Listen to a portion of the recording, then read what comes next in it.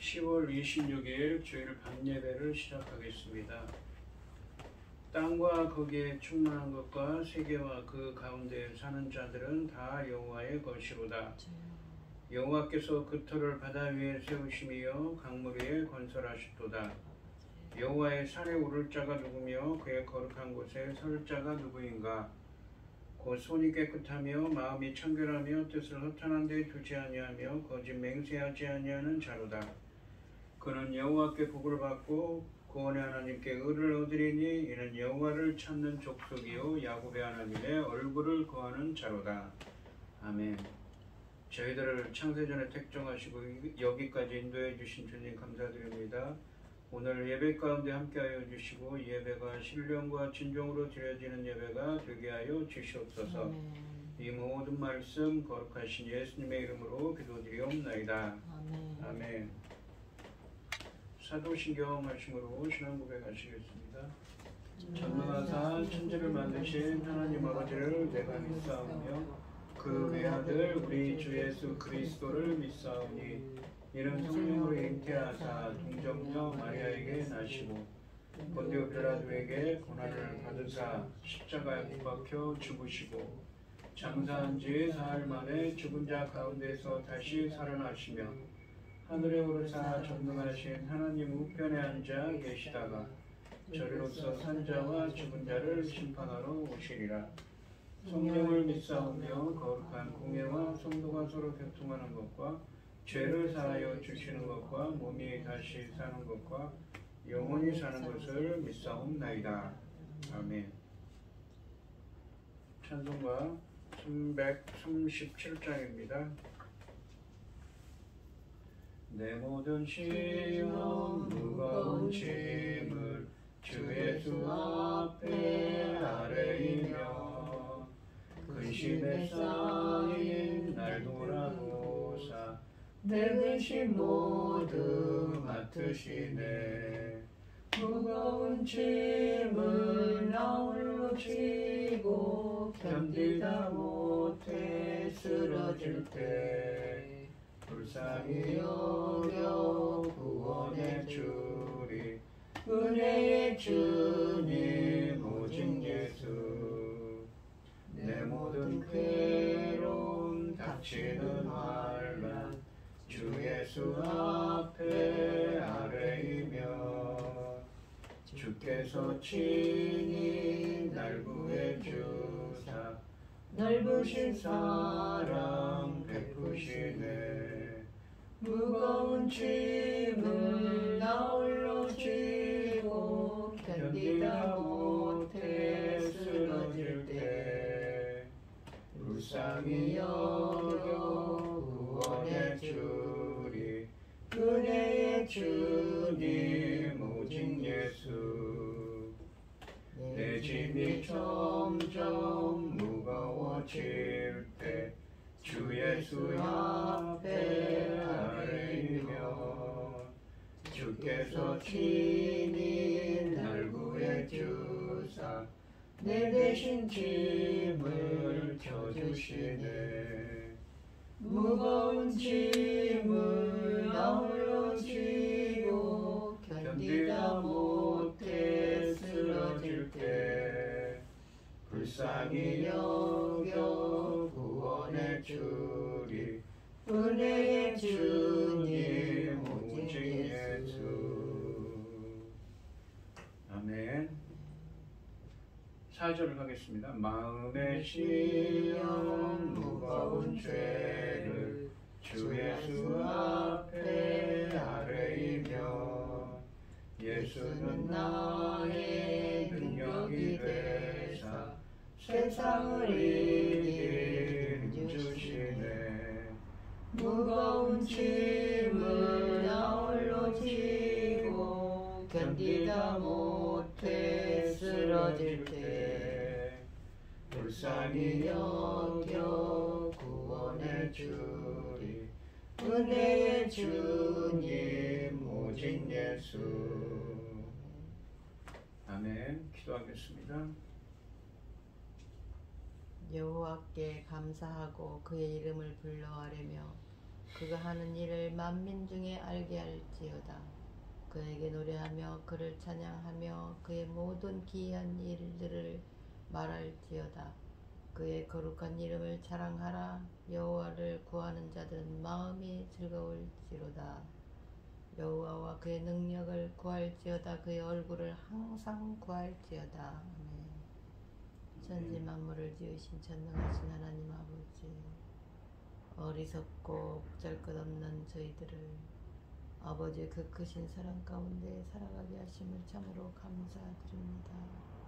전능하신 하나님 아버지, 세상은 온갖 일로 어수선하고 복잡하고 어렵고 힘든 일들 투성이입니다. 아버지 하나님, 그럼에도 불구하고 아버지, 저희 나라 이만큼 지켜주셔서 참으로 감사드립니다. 앞으로도 절대로 전쟁으로부터 모든 재난으로부터 지켜주셔서 온 지구촌 곳곳의 모든 사람들이 우리 대한민국을 우리 하나님께서 붙잡고 계시고 지켜주고 계시다는 것을 천천만만이 모두 다 인정하고 알 수 있도록 도와주시옵소서. 전능하신 하나님 아버지, 저희들은 어리석습니다. 보잘것없습니다. 어느 한 곳 하나님 앞에 합당하지 못한 것 투성입니다. 전능하신 하나님 아버지, 그럼에도 불구하고 세월은 흘러 어느덧 열매 거둘 중대한 시대에 도달했습니다. 아버지 하나님, 이 천금 같은 열매들, 아버지 하나님께서 기뻐 받으실 열매들이 넉넉히 나와야 할 텐데 저희들은 날마다 걱정뿐이고 아버지 하나님, 하는 일은 잘 되어가는 일이 없습니다. 아버지 도와주시옵소서. 하나님께서 맡겨주신 이 천금 같은 사명을 잘 감당할 수 있도록 도와주시옵소서. 이 열매가 어떤 열매입니까? 주님 십자가에 죽으시고 나오는 열매들 아닙니까?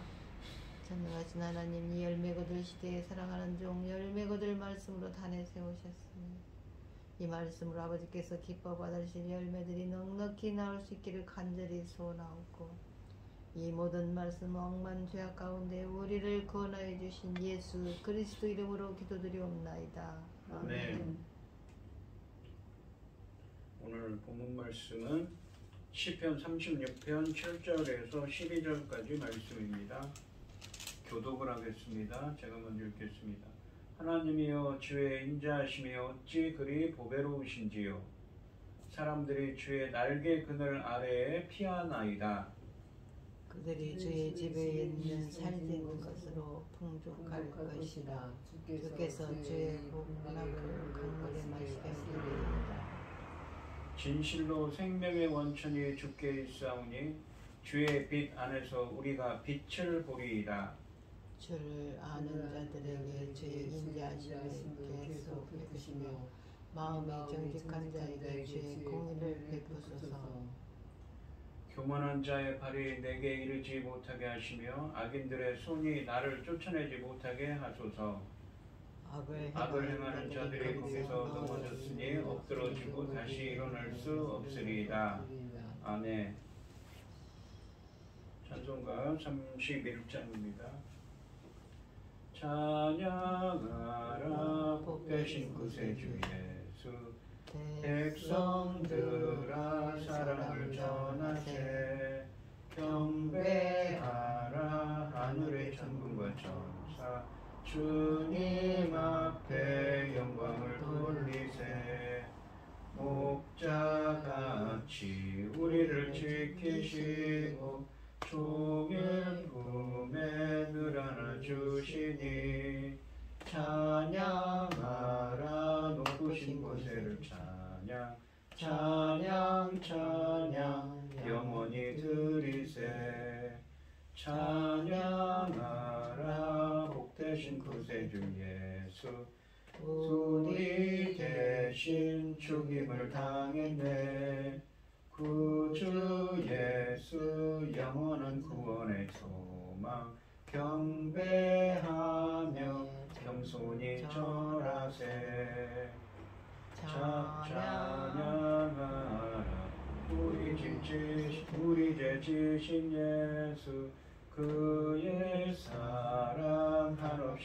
베푸셔라.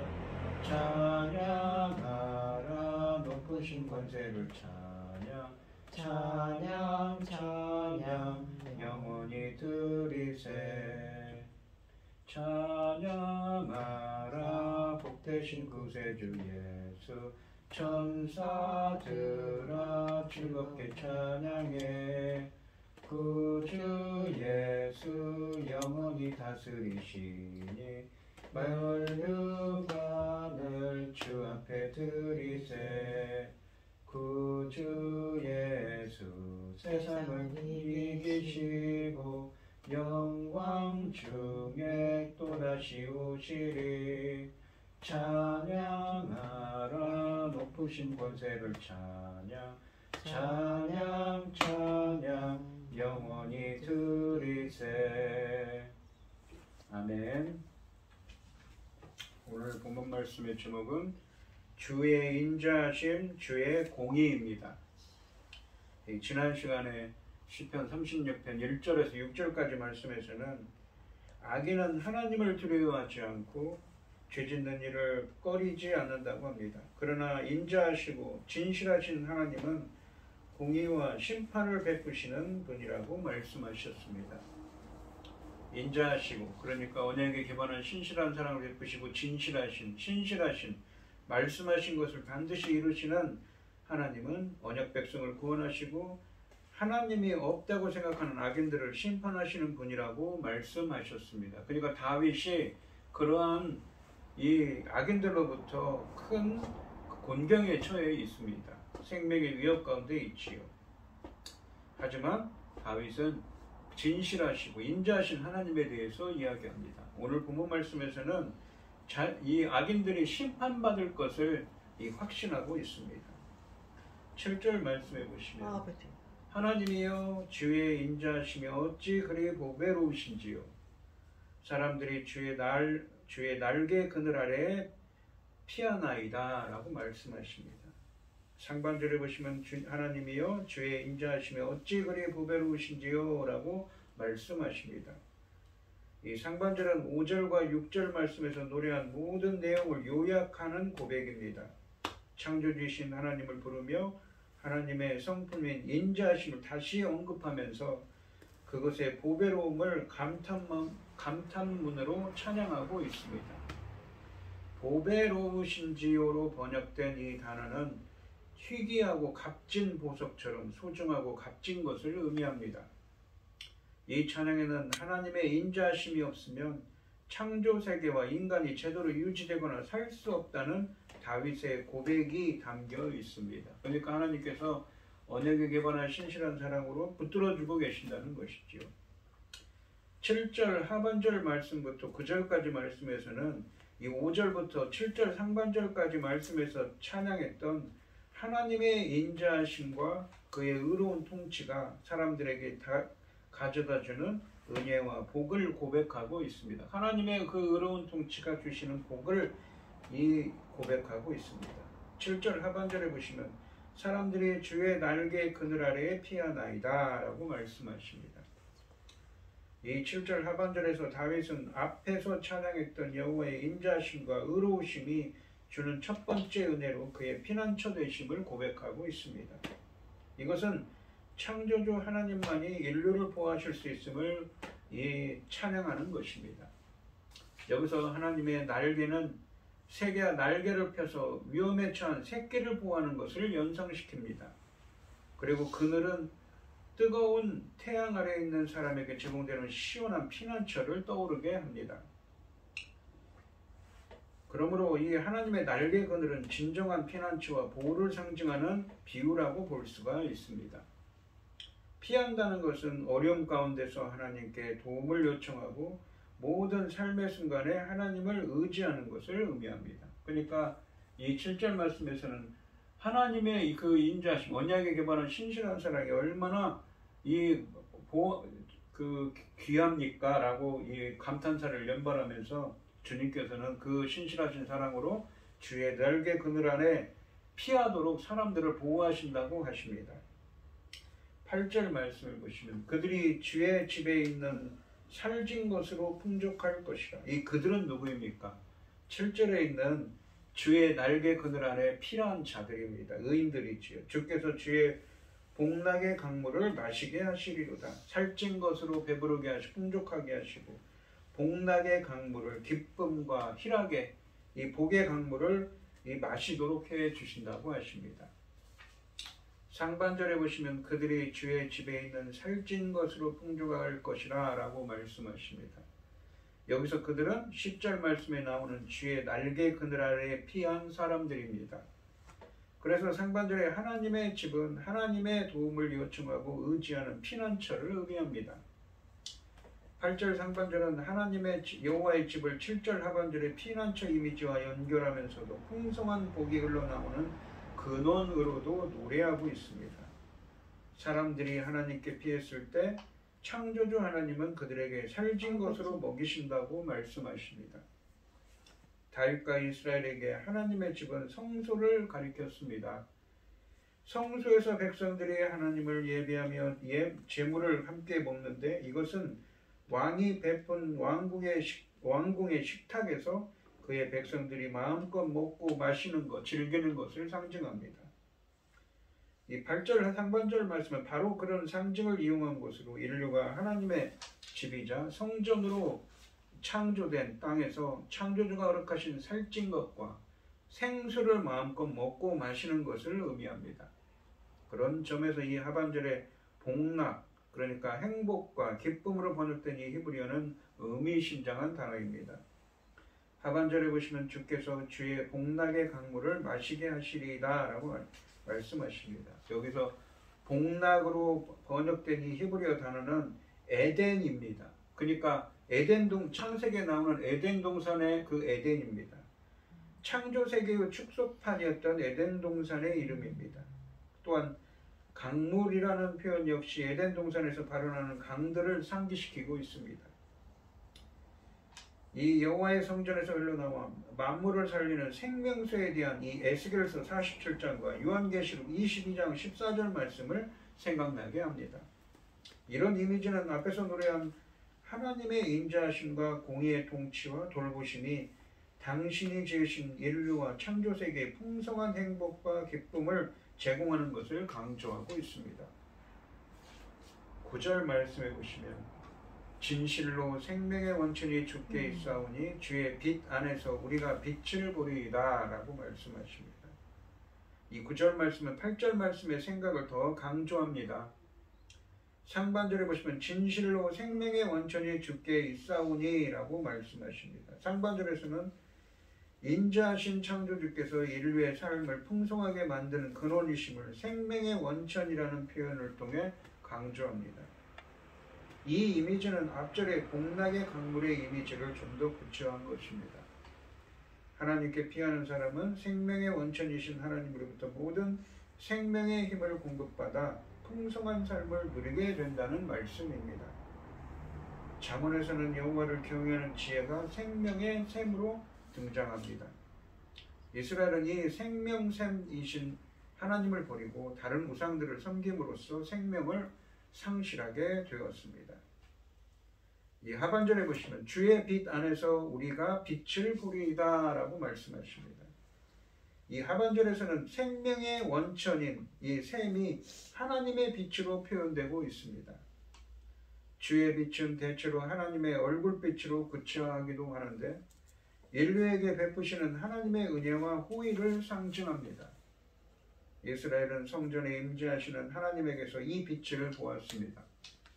그래서 주의 빛 안에서 우리가 빛을 본다는 말씀은 하나님께 피하고 의지하는 자, 우리가 이 성소의 예배자들이 하나님의 임재 가운데서 그의 은혜와 복과 구원을 체험하고 누리게 된다는 것을 의미하는 표현입니다. 10절 말씀을 보시면 그러니까 하나님 주께 피하는 자들에게는 이러한 복을 누리게 하신다는 것이죠. 주를 아는 자들에게 주의 인자하심을 계속 베푸시며 마음이 정직한 자에게 주의 공의를 베푸소서라고 말씀하십니다. 그러니까 그러면서 다시 간구를 시작합니다. 10절 말씀에서 다윗은 5절부터 9절까지 말씀의 결론으로 앞에서 노래한 여호와의 인자하심과 공의를 의인에게 베풀어 주시길 기도하고 있습니다. 그러니까 9절까지에서는 주께 피하는 자에게 이러이러한 복을 주신다고 했는데 10절부터는 이제 기도로 바뀌고 있는 것이죠. 주님의 인자하심과 공의를 의인에게 베푸시길 기도하는 것입니다. 여기서 공의로 번역된 히브리어는 하나님의 창조적인 구원행위인 그 구원행위를 의미합니다. 이 기도는 사실은 온 창조세계와 인류에게 보장된 하나님의 인자하심과 공의, 그러니까 구원으로 말미암는 복이 하나님을 알고 마음이 정직한 자들인 의인들에게 임하기를 구하는 기도입니다.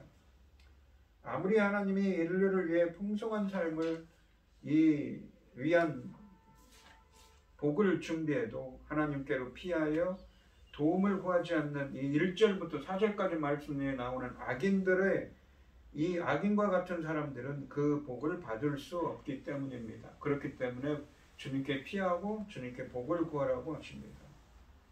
하나님을 아는 자들은 하나님의 계시와 하나님이 베푸신 구원과 은혜를 경험하며 하나님에 대한 올바른 지식을 가지고 그를 믿고 그의 뜻대로 행하는 사람입니다. 이와 유사하게 하반절에 마음이 정직한 자들도 하나님 말씀대로 살려고 하는 의인들로 공의와 정의를 베푸시는 하나님의 성품에 대답하는 자들입니다. 이 10절 말씀에서 의인들에게 복을 베푸시기를 간구했다면 11절 말씀은 다윗 자신을 의인들로부터 보호해 주시기를 기도하고 있고 12절 말씀에서는 악인들의 멸망을 확신하고 있습니다. 11절 말씀을 보시면 교만한 자의 발이 내게 이르지 못하게 하시며 악인들의 손이 나를 쫓아내지 못하게 하소서라고 말씀하십니다.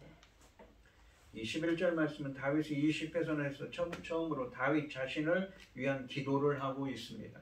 그러니까 그전까지는 주의 인자하심, 악인들의 행동, 악인들은 하나님이 없는 것처럼 행한다고 지난 시간에 이야기했죠. 그렇지만 하나님은 인자하심과 공의를 베푸시는 분이라고 일반적인 얘기를 했다가 이제 자신에게 무엇입니까? 적용을 합니다.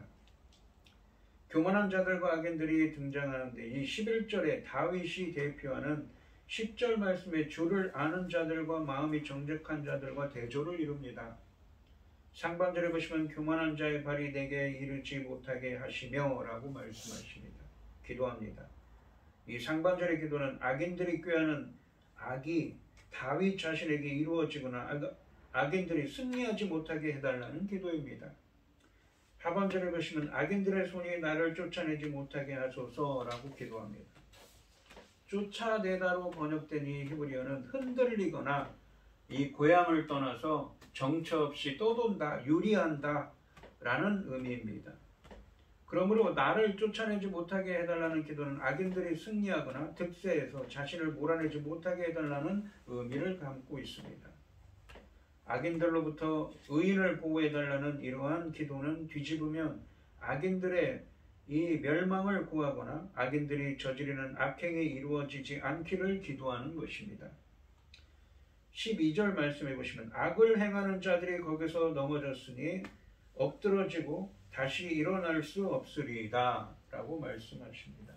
이게 그러니까 악을 행하는 자들이 거기서 넘어졌어, 바로 그 자리에서 넘어졌으니 엎드러지고 다시 일어날 수 없을 것입니다. 이 구원의 확신, 이러한 확신이 있다는 것, 확신을 이야기하죠. 왜요? 하나님은 인자하신 하나님이시고 공의의 하나님이시기 때문이죠. 12절에서 이 다윗은 1절부터 4절까지 말씀에서 고발했던 악을 행하는 자들이 넘어지고 엎드러져 일어나지 못할 것을 확신하고 있습니다. 넘어졌다, 엎드러졌다, 다시 일어날 수 없다 등 죽음과 멸망을 암시하는 세 동사가 함께 사용된 것은 악인들의 철저한 패배와 멸망을 강조합니다. 이것은 11절 말씀의 기원이 이루어질 것에 대한 구원의 확신이며 4절 말씀에서 악을 꾀하여 악한 길에 나섰던 의인의 모습과 악인의 모습과 극명한 대조를 이룹니다. 이런 확신은 5절부터 9절까지 말씀에서 고백했던 여호와의 인자하심과 공의와의 통치를 믿는 데서 비롯된 것입니다. 거기서라는 표현은 좀 엉뚱하게 보이지만 1절부터 11절까지 말씀과 연결하면 여기서 거기는 악인들이 악을 행하여 의인들을 해치려고 하는 모든 장소나 때를 가리킨다고 볼 수 있습니다. 혹은 거기는 5절부터 10절까지 말씀에서 노래한 여호와의 인자하심이 임하는 곳인 8절 말씀에 하나님의 집을 의미하는 단어이기도 합니다. 그러니까 이 하나님의 인자하심과 공의를 얘기하고 악인들에 대한 이야기를 했지만 하나님의 인자하심과 공의를 얘기하고 하나님의 인자하심과 그 공의로 통치하시는 통치를 얘기하고는 악인들의 그 멸망을 확신하는 이 시편으로 이 다윗은 자신을 구해달라고 하고 악인들은 멸망할 것이라고 말하는 그 시편으로 기도로 구원의 확신으로 이 시편을 마무리하고 있습니다. 오늘 본문 말씀해 보시면 다윗은 먼저 하나님의 인자하심이 없다면 창조하신 세계와 인간은 제대로 유지되거나 잘 살 수 없다고 고백하면서 인자하시고 의로우신 하나님만이 사람들의 피난처가 되어주실 수 있다고 고백합니다. 또한 사람들이 하나님께 피했을 때 창조주 하나님은 그들에게 살진 것으로 먹이시고 풍성한 행복과 기쁨을 주시며 하나님의 임재 가운데서 그의 은혜와 복을 체험하게 된다고 말씀하십니다. 주께 피하는 자들에게 그러한 은혜를 주신다는 거죠. 마치 다윗이 그렇게 했다는 것입니다. 그러면서 다윗은 온 창조 세계와 인류에게 보장된 하나님의 인자하심과 공의가, 그러니까 하나님의 구원이 하나님을 알고 마음이 정직한 자들인 의인들에게 임하기를 간구합니다. 악인들이 꾀하는 악이 다윗 자신에게 이루어지거나 악인들이 승리하지 못하게 해달라고 기도하고 악인들이 승리하거나 득세하여 자신을 몰아내지 못하게 해달라고 기도합니다. 마지막으로 다윗은 악을 행하는 자들이 넘어지고 엎드려져 일어나지 못할 것, 그러니까 악인들의 멸망을 확신하고 있습니다. 왜냐하면 왜 그렇습니까? 바로 인자하시며 공의, 그러니까 구원의 하나님이 온 피조세계를 통치하고 있기 때문인 것이지요. 이 악인들이 득세하는 죄악과 불의가 판을 치는 이 세상에서도 의인들의 피난처가 되시는 주님을 의지하는 것은 창조주이신 하나님이 인자하심과 공의로 통치하고 있기 때문입니다. 그래서 주님을 의지하라고 이 본문에서 말씀하고 있는 것이죠. 왜 그렇습니까? 바로 악을 행하는 자들은 다윗이 확신하는 것처럼 넘어지고 없어질 것이기 때문입니다. 오늘 이 시간 성도님들도 고난과 어려움 가운데서도 피난처가 되시는 주님의 통치를 믿고 의지하며 의를 행하는 성도님들이 되시기를 주님의 이름으로 축원드립니다. 기도하겠습니다. 하나님 아버지, 주님의 인자하심과 공의로 구원으로 통치하십니다. 세상에는 악이 판치고 악이 득세하고 불의가 판치는 것처럼 보입니다. 불의한 것처럼 보입니다. 다윗이 지금 이 시편을 쓴 다윗이 사는 세상이 그러했습니다. 악인들은 마치 하나님이 없는 것처럼 행합니다. 하지만 우리 하나님은, 창조주이신 우리 하나님은 피조세계를 인자하심과 공의로 다스리시고 통치하시는 분입니다. 그래서 다윗은 기도합니다. 자신을 구해주시라고. 그리고 마지막으로 그 악인들이 심판받을 것을, 없어질 것을, 멸망할 것을 확신하고 있습니다. 우리가 어떠한 고난과 역경 가운데서도 피난처가 되시는 주님의 통치를 믿고 의지하며 의를 행하는 저희들이 되게 하여 주시옵소서. 이 모든 말씀 거룩하신 예수님의 이름으로 기도드리옵나이다. 아멘. 찬송가 290장을 하시고 축도하심으로 오늘 예배를 마치겠습니다. 우리는 주님을 늘 배반하나 내 주 예수 여전히 날 부르사 그 참되신 사랑을 베푸시나니 내 형제여 주님을 따르라. 주 너리에 피내 주 너리에 피내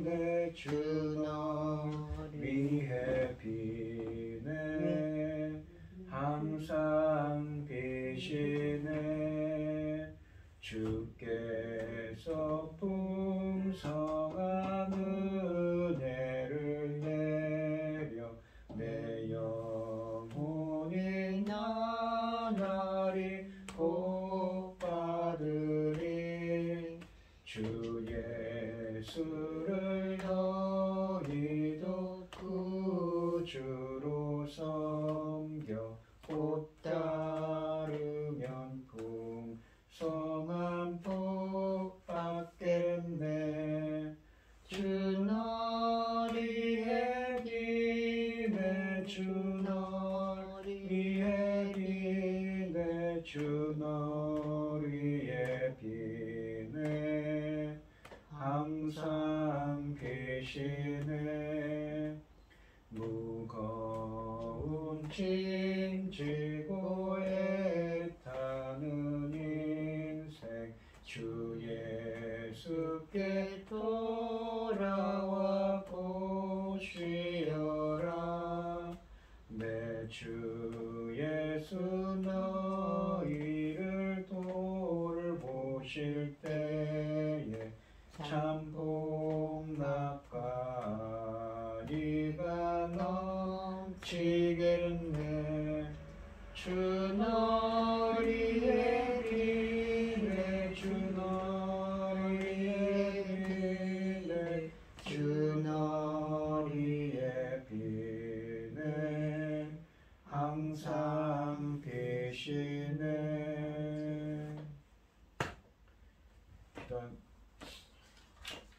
축도하심으로 오늘 예배를 마치겠습니다. 이제는 주 예수 그리스도의 은혜와 아버지 하나님의 극진하신 사랑과 성령의 교통하심이 성도들 머리 위에 이제로부터 영원히 함께 있을지어다. 아멘. 아멘.